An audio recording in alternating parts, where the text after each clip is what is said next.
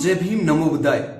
RSS का agent निकला रामभद्राचार्य जगत गुरु, क्योंकि इन्होंने अभी हाल ही में चल रही जयपुर में रामायण कथा प्रसंग में इन्होंने बुधवार को एक प्रसंग सुनाया कि हम सब हिंदू हैं, कोई SC ST OBC और इन जातियों में जो राजनेता छोटी छोटी जातियों में समाज को बांटने का काम कर रहे हैं, तो इसीलिए इन्होंने एक स्टेटमेंट जारी किया है, हम सब भारतीय हैं, हिंदू हैं, कोई छोटा बड़ा नहीं है, और अगर सरकार में दम है तो आर्थिक आधार पर आरक्षण दे और जाति के आधार पर आरक्षण को बंद कर दे। तो ये सारी चीजें मैं आपको पढ़कर सुनाऊंगा, लेकिन मैं आपको एक बात बता देना चाहता हूं, ऐसे रामभद्राचार्य कितने आए और कितने निकल गए।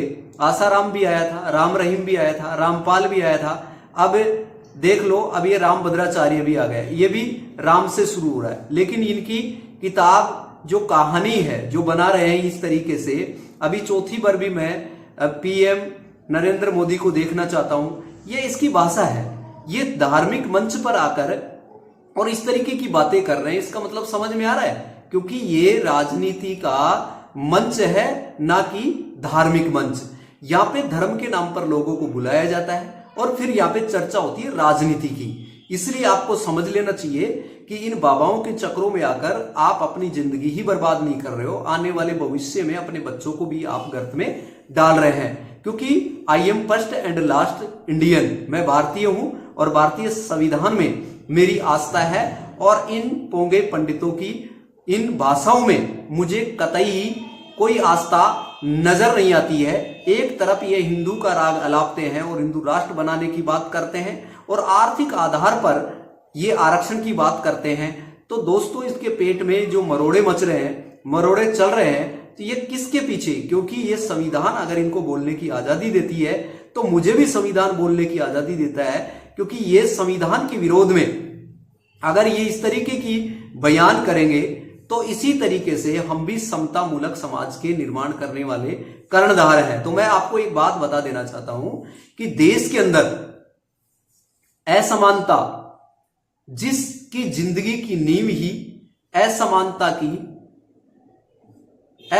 की कोख से या कोख में रखी गई हो, तो समानता को वो कैसे पैदा कर सकती है? जिसकी जो नींव है और जो असमानता की कोख में रखी गई हो, तो फिर वो समानता की बात कैसे कर सकता है?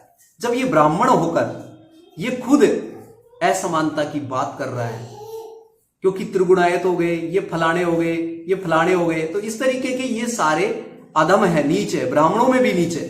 तो इसलिए अगर ये अपने ही स्वर्ण में ही नीच देखता है, तो SC ST OBC में कितनी, आपको क्या ये सच में हिंदू है? तो मैं आपको एक बात बताता हूं, दलितों को, अभी शूद्रों को, दलितों को, शूद्रों को ये मंदिर में प्रवेश क्यों नहीं देना चाहते? कोई शिक्षा का मंदिर है क्या मंदिर जो कि उसमें प्रवेश देना जरूरी? अरे भैया, अपने बच्चों को यहां से निकाले मंदिरों के मठाधीशों में से और अपने बच्चों का एडमिशन कराए स्कूलों में। लेकिन आजकल तो जो गवर्नमेंट स्कूल के अलावा प्राइवेट स्कूल है, उसके अंदर भी धार्मिक अड्डा बन चुका है, वहां पे भी ये गीता का ज्ञान दे रहे, संविधान का ज्ञान कोई पढ़ा ही नहीं रहा। तो इसीलिए राइट्स मिलते हैं संविधान से और ज्ञान देते हैं गीता का। तो दोस्तों, इन चीजों से बाहर निकलिए, और ये धार्मिक जो चीजें हैं, एक मानव से नफरत करना सिखा रहा है, क्योंकि उससे अपनी राजनीति की दुकान चलाना है, और धर्म के अड्डे को सामने लाकर वो अपनी अच्छी खासी लोगों को, यानी आंखें हैं वो देखते हुए भी आंखें उनकी गुलाम है। तो मैं एक बार पढ़ के सुना रहा हूं, देख लीजिए। अभी मैं पढ़ के सुना रहा हूं, ये क्या कह रहे हैं रामभद्राचार्य जी, जिनको मैं खुद पढ़ के सुना रहा हूं। देखिए दोस्तों, रामभद्राचार्य आज भारत में धार्मिक एजेंट नहीं, RSS का एजेंट है, क्योंकि उसने RSS की भाषा में बात करना शुरू कर दिया है। जयपुर में चल रही रामकथा में जगत गुरु रामभद्राचार्य ने कहा, आज छोटी छोटी जातियों में हमारे राजनेता समाज को बांट रहे हैं। सरकारों में अगर दम हो तो जाति के आधार पर आरक्षण बंद किया जाए, आर्थिक आधार पर आरक्षण हो, अपने आप जाति प्रथा समाप्त हो जाएगी। कोई SC ST OBC नहीं, सब हिंदू एक हैं, सब भारतीय एक हैं। आर्थिक आधार पर आरक्षण कर दो, तब ये जाति वाला गृह युद्ध अपने आप समाप्त हो जाएगा। बुधवार को विद्याधर नगर स्टेडियम में रामभद्राचार्य ने राम भरत मिलन का मिलाप का प्रसंग सुनाया। रामभद्राचार्य ने कहा, आज जाति वाला गृह युद्ध चल रहा है। हमने स्वर्ण में जन्म लेकर पाप किए हैं क्या?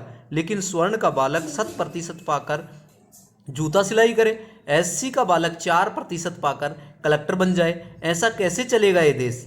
प्रतिभाओं में आरक्षण नहीं होना चाहिए। सरकार ऐसा कर सकती है तो करे। हमारे यहाँ हिंदुओं में कोई अस्पृश्य नहीं है, कोई अछूत नहीं है। चारों वर्ण भगवान की रचना है। ब्राह्मण भगवान का मुख है, क्षत्रिय भगवान की भुजा है, वैश्य भगवान की पलथी है और शूद्र भगवान का चरण है। तो आप बताइए और कमेंट बॉक्स में जाकर मुझे कमेंट करें कि ये एक धर्म की चर्चा करने वाला व्यक्ति ये राजनीति की बात क्यों कर रहा है? क्योंकि धर्म ही राजनीति का अड्डा है और यहीं से व्यक्ति निकलकर आज भारत की जो सत्ता पर बैठे हैं, काबिज हो रखे हैं, आरएसएस की चाटुकारिता कर रहे हैं। तो आज देश के संविधान से इनको इतनी नफरत क्यों है? क्यों ये हिंदू राष्ट्र बनाना चाहते हैं? लेकिन यही रामभद्राचार्य अपने ही समाज के लोगों को बांटना शुरू कर देते हैं और यहाँ हिंदू एक करने की बात करते हैं। तो मैं आपको यही बताना चाह रहा हूँ कि अब जो SC ST OBC को तो छोड़िए दोस्तों, ये अपने ही स्वर्ण कास्ट के अंदर त्रिगुणायत, ये और भी काफ़ी जो इनके समाज के हैं वो भी अधम और नीच, इनका सोशल मीडिया पर ये ट्रेंड कर रहा है। तो इसीलिए ज़्यादा से ज़्यादा इस वीडियो को कैरी फॉरवर्ड करें। तो आपको ये चीजें समझ में आ गई? कमेंट बॉक्स में अपनी प्रतिक्रिया दे और फिर मैं मिलूंगा लेटेस्ट न्यू वीडियो में न्यू इन्फॉर्मेशन के साथ। Thank you so much. Okay bye. जय भीम, नमो बुद्धाय। शुक्रिया।